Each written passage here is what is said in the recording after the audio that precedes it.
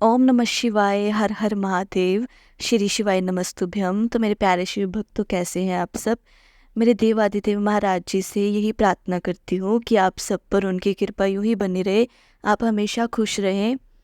तो जैसा कि आपको पता है कि ये जो 16 दिन है ये श्राद्ध के दिन चल रहे हैं, यानी कि पितृपक्ष भी जिसे कहते हैं, उनके बहुत ही पवित्र दिन चल रहे हैं। तो अब तो कुशा में आना ही पड़ेगा।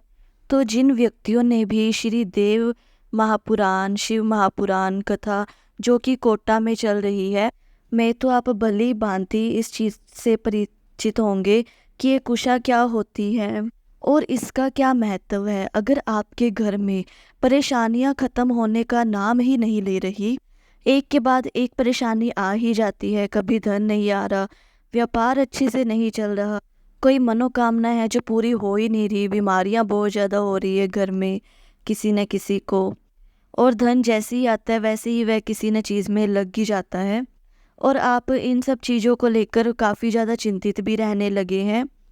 चिंताएं, परेशानियां आपके परिवार से दूर ही नहीं हो रही।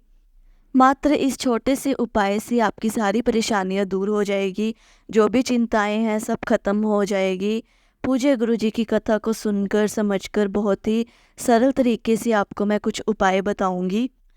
परंतु उससे पहले आपसे एक छोटी सी गुजारिश करती हूँ कि अगर आप इस चैनल पर नए नए हैं या पहली बार आए हैं तो हमारे इस चैनल को सब्सक्राइब करें, शेयर करें, कमेंट करें, लाइक करें और ज़्यादा से ज़्यादा शेयर कीजिएगा, क्योंकि ज़्यादा से ज़्यादा शिव भक्त इस वीडियो को देखकर वो भी इन उपायों को करके देख पाएंगे। तो मैं आपको इस वीडियो में 2 उपाय बताऊंगी, बहुत ही सरल उपाय बताऊंगी, तो इन्हें ज़रूर करके देखिएगा। आपकी जो भी परेशानी है, जो भी चिंता है, सब दूर हो जाएगी, और आपके परिवार में जो भी पितृ दोष लगे हुए हैं वो सब भी दूर हो जाएंगे। तो सबसे पहले बात कर लेते हैं पहले वाले उपाय की, कैसे करना है और कब करना है, सब विस्तार से बताऊंगी। तो सबसे पहले हमें लेनी है कुशा। कुशा तो आपको पता ही होगी क्या होगी, अगर नहीं पता तो मैं आपको बता देती हूँ।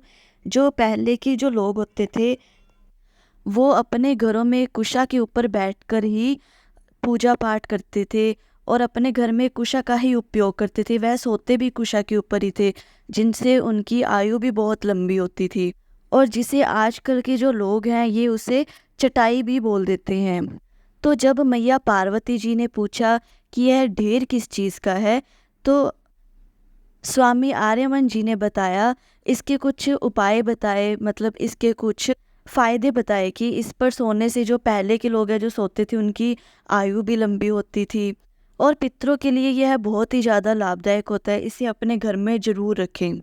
पहले वाले उपाय के लिए गुरुजी ने बताया कि अगर आप नहीं चाहते कि आपके घर में किसी भी तरह की कोई परेशानी आए, कोई चिंता रहे या कोई पितृ दोष रहे, और आपके पितृ खुश रहें, आपको आशीर्वाद देते रहें, तो अपने घर में इस कुशा का आसन तो ज़रूर ही रखना चाहिए, जिससे जो आपके पितृ हैं वो प्रसन्न होते हैं और आपको आशीर्वाद भी देते हैं। और इसे रखने का भी गुरुजी ने एक नियम बताया था कि इसे घर में सिर्फ 3 ही जगह पर रख सकते हैं।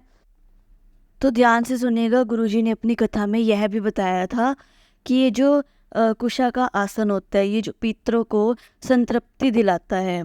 ध्यान से सुनना कि ये 3 स्थान कौन से हैं जहाँ पर इन आसनों को रखना है। तो जब भी आप अपने घर में आसन को लेकर आएँ, तो जब आप अपने घर में एंट्री करते हैं, यानी कि घर में आते हैं, तो जो भी जैसे कि बाहर वाले गेट, मेन गेट की बात नहीं कर रही, जो लकड़ी वाला गेट होता है उसकी बात कर रही हूँ। लकड़ी वाले गेट से जब हम अंदर की तरफ आते हैं, तो जो राइट हैंड साइड है उसकी तरफ कोई भी दीवार है, वहाँ पर आपको वहाँ पर लटकाना है। अगर आप लटका नहीं सकते तो जो भी कैलेंडर या कोई पोस्टर अगर लगा है तो उसके पीछे आप लगा सकते हैं इसे।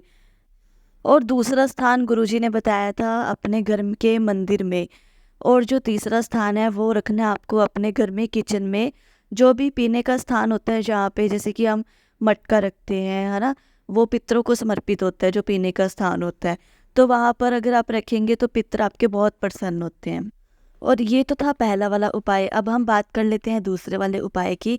तो दूसरा वाला उपाय उनके लिए है जिनके घर में जैसे बीमारियां हैं वो ख़त्म ही नहीं हो रही है, तो दूसरा वाला उपाय उन्हें करना चाहिए।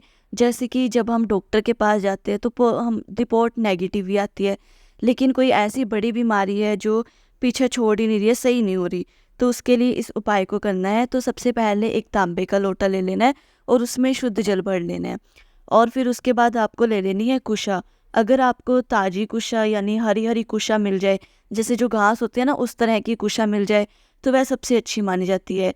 लेकिन ऐसी कुशा मिलती नहीं है, तो इसलिए आपको जो भी पूजा पाठ की सामग्री है उसमें जो आपको सूखी कुशा मिलती है ना, तो उस कुशा को लेकर आपको उस जो तांबे का लोटा आपने जल लिया था उसके अंदर उस कुशा को डाल देना है, 1 डेढ़ घंटे के लिए पड़े रहने देना है।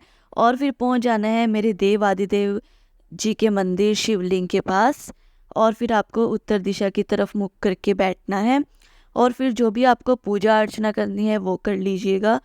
और उसके बाद आपको जो जल है वो आपको शिवलिंग के ऊपर समर्पित नहीं करना है, ध्यान रखिएगा। और ना ही आपको कार्तिक जी के स्थान पर समर्पित करना है। आपको शिवलिंग के पास यानी कि और कार्तिक जी के पास, इन दोनों के बीच में जो स्थान होता है वहाँ पे आपको इस जल को समर्पित करना है। काशी विश्वनाथ जी का स्मरण करते हुए इस जल को शिवलिंग के ऊपर समर्पित करना है। और फिर आपको जो जल बहता हुआ जलाधारी से बहता हुआ नीचे की तरफ आता है, आपको उस जल को उस लोटे में वापस भर लेना है और अपना नेम और गोत्र बोलकर मेरे देव आदिदेव महाराज जी से प्रार्थना करनी है। आपकी जो भी बीमारी है सब दूर हो जाएगी। और फिर उसके बाद आपको उस जल को ग्रहण कर लेना है। यकीन मानिए महादेव जी इतना आपकी बीमारी को सही कर देंगे। आप जब भी डॉक्टर के पास जाएंगे तो आपकी जो रिपोर्ट है वो पॉजिटिव आएगी। आप ये ज़रूर ट्राई करके देखें और मेरे देव आदिदेव महाराज जी ज़रूर सुनेंगे। आपकी जो भी बीमारी है सब खत्म हो जाएगी, सब दूर हो जाएगी। इसलिए इस उपाय को करके ज़रूर देखें। और एक गुजारिश और है कि चैनल को ज़्यादा से ज़्यादा शेयर करिएगा इस वीडियो को, और चैनल को सब्सक्राइब करें।